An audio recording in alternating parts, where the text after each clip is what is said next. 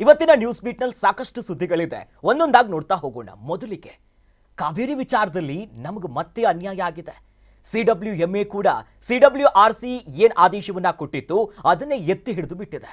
ಹೀಗಾಗಿ ಮುಂದಿನ 15 ದಿನಗಳ ಕಾಲ ತಮಿಳುನಾಡಿಗೆ ಪ್ರತಿನಿತ್ಯ ನಾವು 9,000 ಕ್ಯೂಸೆಕ್ ನೀರನ್ನ ಹರಿಸಬೇಕು ಅನ್ನೋದಾಗಿ ಸೂಚನೆ ಕೊಟ್ಟಿದೆ. ಈ ಹಿನ್ನೆಲೆಯಲ್ಲಿ ಇವತ್ತು ಕಾವೇರಿ ದಂಡೆಯಲ್ಲಿ ಆಕ್ರೋಶದ ಕಟ್ಟೆ ಒಡೆದಿತ್ತು. ಎಲ್ಲೆಲ್ಲಿ ಪ್ರತಿಭಟನೆ ಆಯಿತು, ಯಾರ್ಯಾರು ರಿಯಾಕ್ಷನ್ ಕೊಟ್ಟಿದ್ದಾರೆ, ಅವೆಲ್ಲವನ್ನ ನೋಡ್ಬರೋಣ. ಏನು 9 TMCಗೆ ಇದು 9,000 ಕ್ಯೂಸೆಕ್ಸ್ ಅನ್ನ ಬಿಡ್ಲಿಕ್ಕೆ ಆದೇಶ ಮಾಡಿತ್ತು. ಅದನ್ನೇ ಯಥಾವತ್ತು ಅಪ್ರೂವ್ ಮಾಡಿದೆ CWMA.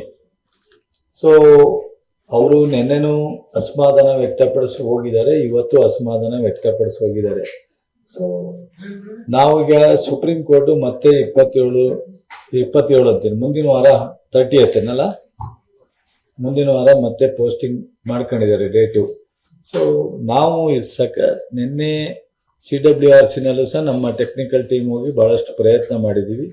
ನಾವು 9,000 ಬಿಡ್ಲಿಕ್ಕೆ ಕಷ್ಟ ಅಂತ, ಬಟ್ ಆದರೆ ಅವರು ಸಿಚುಯೇಷನ್ನು ಮತ್ತು ಇನ್ಫ್ಲೋ ಇವೆಲ್ಲ ನೋಡಿ ಅಷ್ಟನ್ನು ಮಾಡಿಬಿಟ್ಟಿದ್ದಾರೆ.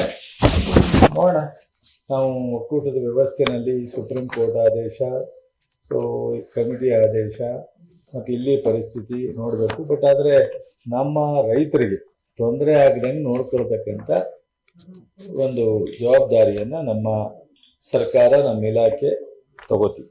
ಈ ಸರ್ಕಾರ ಈಗಾಗಲೇ ನೀರು ಬಿಟ್ಬಿಟ್ಟಿದ್ದಾರೆ. ಎಷ್ಟು ನೀರು ಬಿಡಬೇಕು ಅಷ್ಟು ನೀರು ಬಿಟ್ಬಿಟ್ರು.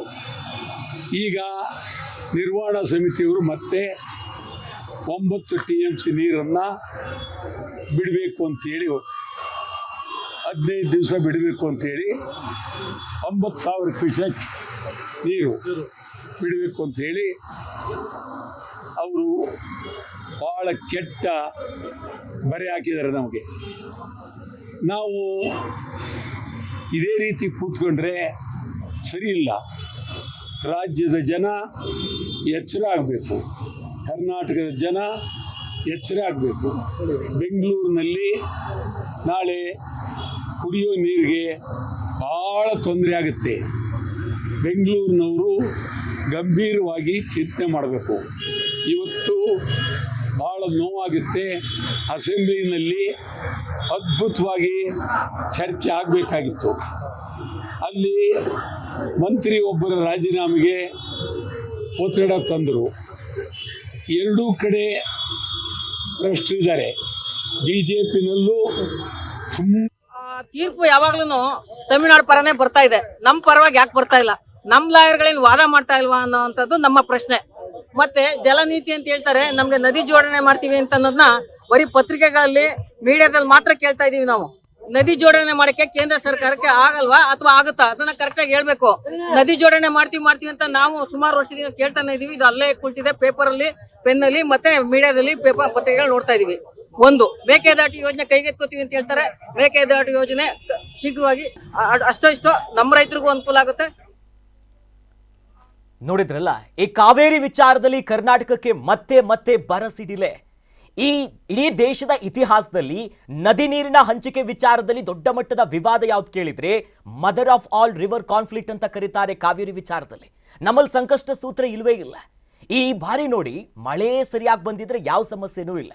ಏನ್ ತಮಿಳ್ನಾಡಿನ್ನು ನಮ್ಮ ಶತ್ರು ರಾಜ್ಯನ? ಅಲ್ವೇ ಅಲ್ಲ, ನಮ್ಮ ಪಕ್ಕದಲ್ಲಿರೋದು. ನೀರು ಕೊಡ್ತೀವಿ, ನಾವು ಕೊಡ್ಕೊಂಡು ಬಂದಿದ್ದೀವಿ. ಆದರೆ CWRC ಶಿಫಾರಸ್ ಮಾಡಿತ್ತು ಮೊದಲೇ ನೀರು ಬೇಕು ಅಂತ.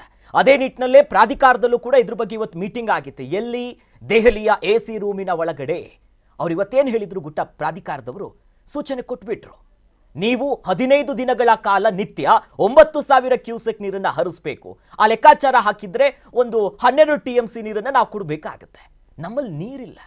ಎಷ್ಟರ ಮಟ್ಟಿಗಂತಂದ್ರೆ ಬೆಂಗಳೂರು ಮತ್ತು ಮೈಸೂರು ಭಾಗದ ಈ ಜನಗಳಿಗೆ ಕೃಷಿ ಚಟುವಟಿಕೆ ಬಿಟ್ಟಾಕ್ಬಿಡಿ, ನೀವು ಕುಡಿಯೋದಕ್ಕೆ ನೀರಿನ ಸಮಸ್ಯೆ ಬರುತ್ತೆ. ಒಳಹರಿವು ಇಲ್ಲ, ಜಲಾಶಯಗಳು ಬತ್ತಿ ಹೋಗ್ತಿದೆ. ಅಲ್ಲಲ್ಲಿ ಆಗಾಗ ಮಳೆ ಬಂದು ಹೋಗ್ತಿದೆ. ಬಿಟ್ರೆ ನಮ್ಮ ಜಲಾಶಯಗಳ ಮಟ್ಟ ಏನಿದೆಯಲ್ಲ ಕುಸಿತ ಕಾಣ್ತಿದೆ. ಕಾವೇರಿ ವಿಚಾರದಲ್ಲಿ ನಮ್ಗೆ ಯಾಕೆ ಹಿಂಗಾಗ್ತಿದೆ? ಮತ್ತೆ ಸಂಕಷ್ಟ ಸೂತ್ರದ ಬಗ್ಗೆ ಲೆಕ್ಕಾಚಾರ ಹಾಕಬೇಕು, ಇದ್ರ ಬಗ್ಗೆ ಚರ್ಚೆಗಳಾಗ್ತಾ ಇಲ್ಲ. ಇವತ್ತು ಜಲಸಂಪನ್ಮೂಲ ಸಚಿವರು, ಅದು ಮಂಡ್ಯ ಭಾಗದ ನಾಯಕರೇ ಈ ಬಾರಿ ಇದ್ದಾರೆ. ಅವರು ಕ್ಷೇತ್ರದ ಜನರಿಗೆ, ಆ ಭಾಗದ ಜನರಿಗೆ ಅವರು ಮುಖ ತೋರಿಸಬೇಕು. ಅವರು ಒಂದು ರೀತಿ ಅಸಹಾಯಕತೆಯಲ್ಲಿ ಇದ್ದಂಗಿದೆ. ಸೂಚನೆ ಫಾಲೋ ಮಾಡಲೇಬೇಕು. ಸುಪ್ರೀಂ ಕೋರ್ಟಿನ ಆದೇಶ ನಾವು ಫಾಲೋ ಮಾಡಬೇಕು. ಯಾಕಂದ್ರೆ ಒಂದು ಒಕ್ಕೂಟ ವ್ಯವಸ್ಥೆಯಲ್ಲಿ ಇವತ್ತು ಭಾರತ ನಡೀತಿರೋದು. ರಾಜ್ಯಗಳು ಕೇಳಬೇಕಾಗತ್ತೆ. CWMA ಆದೇಶ ಅಂತೂ ಕೊಟ್ಟಿದೆ. ಹಾಗಾದ್ರೆ ನಮ್ಮ ಧ್ವನಿಯನ್ನ ಕೇಳೋರು ಯಾರೂ ಇಲ್ವಾ ಅಂತ.